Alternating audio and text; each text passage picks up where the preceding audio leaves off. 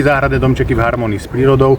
A teraz sa budeme baviť vlastne, čo dávame na strechu. Budeme sa baviť o domčekoch s klasickou sedlovou strechou alebo ako v tomto prípade s valbovou strechou. Základ, ktorý dávame, takáto čierna lepenka, ktorú tu môžete vidieť, to je vlastne prvý podklad, ktorý dávame na každú strechu.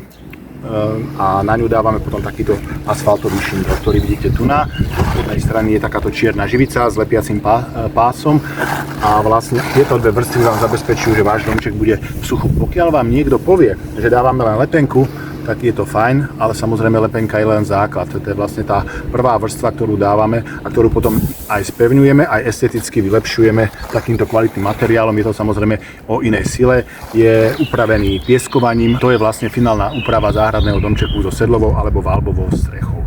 Kanadský šindel sa v podstate používa len minimálne na rovné pultové strechy, aj to z toho dôvodu, že má určitý predpísaný sklon, aby fungoval, aby nezatekal, čož teda tak tento domček, konkrétne to domček Aruba 3 splňuje bez najmenších problémov. Pokiaľ sa budeme baviť o tom, aké ďalšie materiály, tak ďalší materiál môže byť plechová krytina, alebo potom môže byť plastový šindel. Určite vám nedoporučujeme dávať na túto záhradnú stavbu žiadne ťažké veci ako betónový šindel alebo tehlový šindel, pretože tá strecha má svoju nosnosť a pokiaľ by ste ju takto zaťažili, tak v lete to síce fajn, ale v zime, pokiaľ by vám na to napadol sneh, tak má svoje zaťaženie na meter štvorcový a už to nesplňa. Takže za nás my robíme kanadský šindel, prípadne plech a v žiadnom prípade nie ťažké krytiny. Takže toľko taká krátka problematika, čo na strechu záhradnej chatky.